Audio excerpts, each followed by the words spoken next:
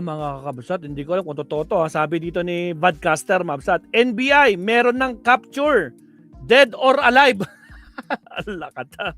Dead or alive. Order kay Bato. Allah, itinuturing armed and dangerous na si Bato. Nako po. O, pakinggan natin si Sir Bad. Sir Bad. You. Dead or Just alive you. talaga. DOA. Building your app. On base 44. Describe it. O, pakinggan natin si Sir Bad. DOA. Dead or alive daw, mga kabsat. Buenas tardes, damas y caballeros. Ayan na, Ayan na. itinuturing armed and dangerous criminal or fugitive. Itong si Bato de la Rosa. According to NBI Chief Melvin Matibag, this is very ironical.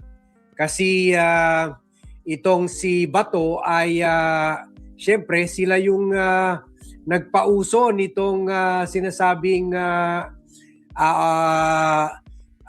Oplam Tokhang na yung sinasabi nila na mas gusto nila manlaban itong mga kriminal para meron sila justification para yariin ang mga ito. Ngayon Bato is suffering the same fate. Siya na ang tinuturing armed and dangerous. So ibig sabihin kung lalapitan siya or makorner siya ng mga hindi lang siguro NBI pati mga kapulisan. Kung makorner siya ng PNP, alam naman na dati siyang PNP chief. At alam naman na armado, presumably, yung mga kasamahan niya.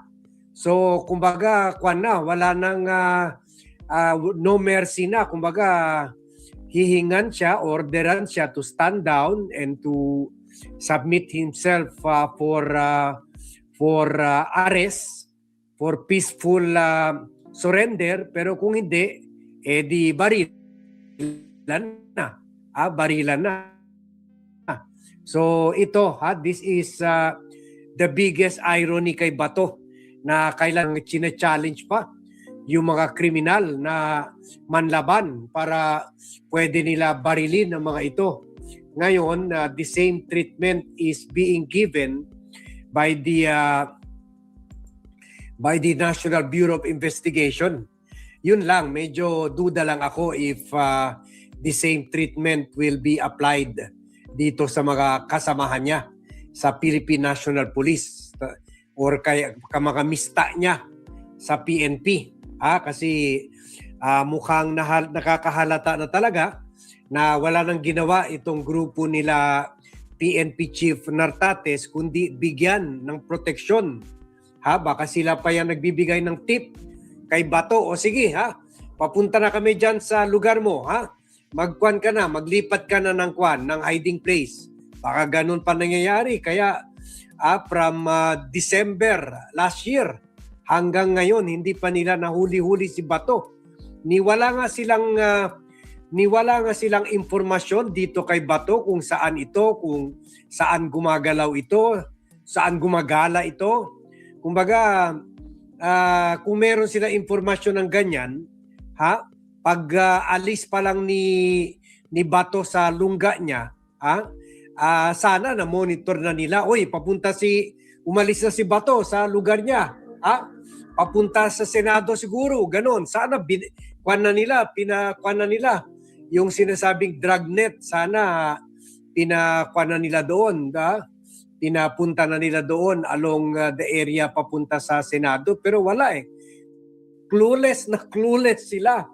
Siguro wala talaga silang kaalam-alam, wala talaga silang may any intelligence report kahit ang laki-laki ng confidential and intelligence funds nila, pero wala sila talagang intelligence report kung saan naroon ito si Bato at bakit ito nakapenetrate sa Senado. At kahit bumisita na dyan si John Vic, sana nag-iwan na ng maraming PNP personnel at official, nakaalis pa rin. So Kwan talaga, hindi lang man nila in-inspect yung sasakyan ni Robin Padilla. Kaya halatado na talaga. Buti na lang, meron tayo NBI. At kung ako ito,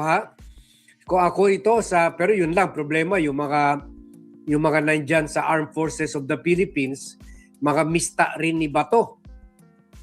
Yung mga namumuno dyan, yun lang, nandyan si Gilbert Teodoro na hindi naman mista ni Bato. So baka may chance pa sana si President Bongbong Marcos alisin na niya itong sa manhunt, itong PNP at i-replace sila ng Armed Forces of the Philippines, or better yet, palitan na lang niya itong si General Nartates. Wala talagang very useless talaga ito sa bansa. Wala talaga itong galing nagpapakita kahit peace and order dito sa Zamboanga. Grabe, dito lang sa amin. Sa East Zamboanga Business and Events Place or Easy Place, meron na mga last month lang, meron na nabaril malapit dito sa highway. Pecha de peligro, delikado. Again, sa mga bagong pasok, Mabsat, like and subscribe tayo. Na mga negosyante, grabe dito sa highway. Isang couple na mga negosyante. Grabe. At meron rin na baril na Lebanese. Yung getaway vehicle dito dinala sa barangay namin pagkatapos iniwan sa shoreline, and then yun sumakay ng bangka papunta sa mga isla kasi seafront barangay kami. So wala talaga pinagtatawanan lang ng mga kriminal dito si Nartates, kaya dapat tanggalin na yan. Na poison institution na yan dahil kay Nartates na BFF ni Amy Marcos. So kaya dito na lang ang pag-asa natin sa mga bata ni Melvin Matibag. Sana hindi na gaano maraming mga appointees ni Duterte ang nandyan pa rin sa NBI. So sabi ni Melvin, it's our standard protocol that if we're doing an operation or locating a fugitive from justice, our presumption is that they're already armed and dangerous. So, kwan doon talaga nila operating procedure na to consider yung inuhuli nila. So, ibig sabihin ito na ito yung nakikita natin sa movies na sinasabi, capture, dead or alive. Kung lumaban, ganun naman ginagawa ng mga nila Bato sa mga biktima ng extrajudicial killing. Kung wari, lumaban, pero ang tama ng bala sa likod. Sa likod ng ulo o sa likod ng katawan. Pero nanlaban daw. So, ibig sabihin, kahit manglaban si Bato, huhulihin pa rin siya. So, capture, dead or alive ka. So panoorin natin itong pahayag ni Melvin Matibag. At meron mga tao na nagpo-float yung idea na citizens arrest. Wag nyo na lang gawin yan. I-report nyo lang siguro sa police kung nakikita nyo trusted yung police o kaya sa military. Kasi yun nga, delikado, baka armed and dangerous. Presumably armed and dangerous talaga ito si Bato. So panoorin natin to. Mga independent agents is to proceed with caution. Director, do you consider the center armed and dangerous? Proceed with caution. Proceed with caution. Mag-ingat kayo sa paglapit nyo o paghuli nyo kay Bato. Armed and dangerous yan. Do you plan to arrest him? It's our standard protocol if we're doing a search or locating a fugitive from justice.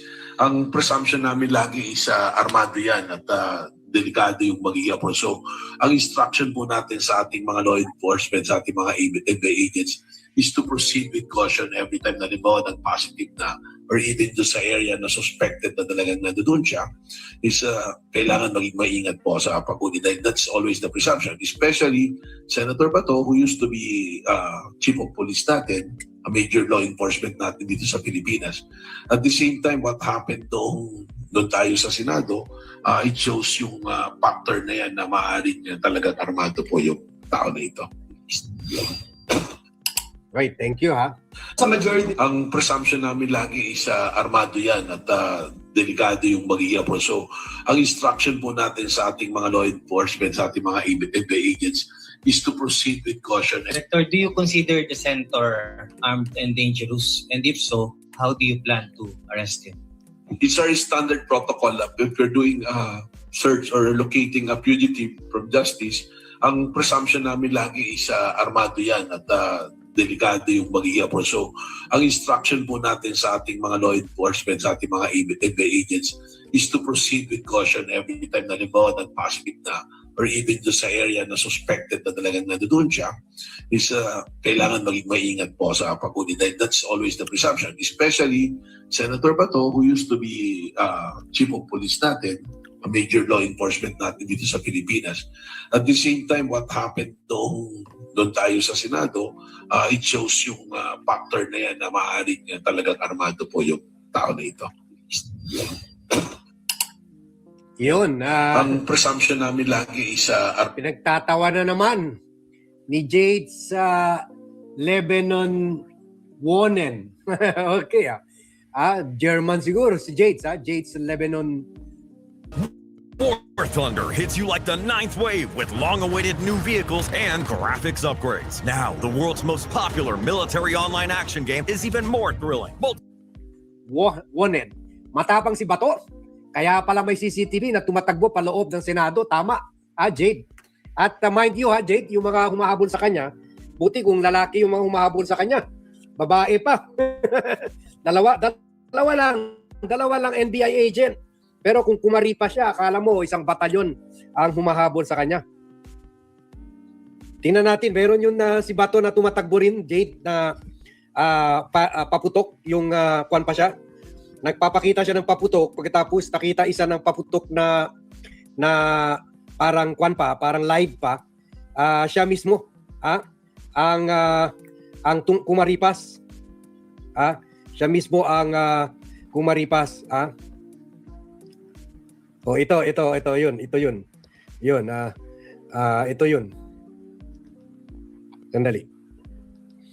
Nahawakan niya yung Goodbye De Lima, yung nakakulong pa si De Lima, Goodbye De Lima paputok. Pagkatapos, kwan pa, napansin nila, umaapoy. Ito. Sandali. Sana ma-play natin to. Gago rin gumawa nito. Sinaulo rin gumawa nito. Saan yung gumawa nito?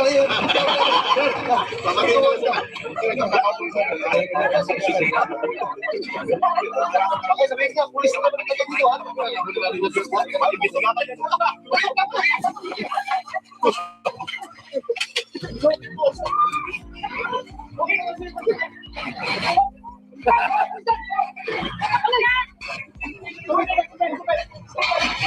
Buti ka sa kanya.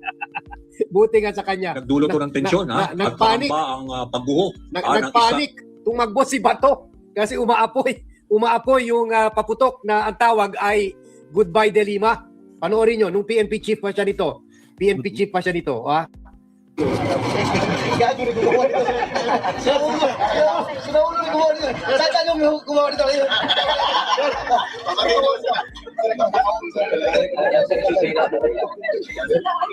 Okay, sabihin ka, pulis na naman dito ha.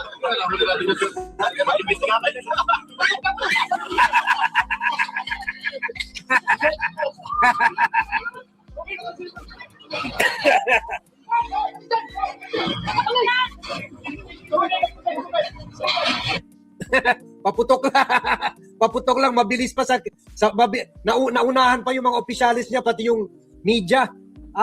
Kumaripas si Bato. Kumaripas. Yun, paputok lang yun. Gusto ko, Rudy. PNP Gildar chief pa sa'yo, siya shout out. napaligiran siya ng mga na mga And high-ranking police Guardiano, officials. shout out. Lalo na ngayon, kung mag-isa na lang, mga 10 na lang kasama niya o mga 5 na lang, mas lalong tatakbo yan. Ha? Tingnan natin. Kung saan ba talaga ang pagka macho, pagka matapang ni Bato, kung talagang matapang. Natawa si Jake sa kanya. Sabi niya, please like, share, subscribe, and support the VAT channel. Thank you, Jade. Thank you. Okay, so bago natin i-end ito, pasalamat lang muna tayo sa mga nag-join sa atin. Si Don Henry, si Betty Meredith, si Romeo, tawa-tawa lang sa inyo si humabol. Thank you very much. Okay, sige, may lakad pa tayo mamaya. Alright, maraming salamat Sir Bad. Grabe naman yan. Dead or alive. Itinuturing arm itong si Puganteng Bato de la Rosa, Ma'am Sat. Maraming salamat Sir Bad. May iba pang update pa si Sir Bad? Silipin ko lang Ako si attorney, naka-on si attorney Wait lang.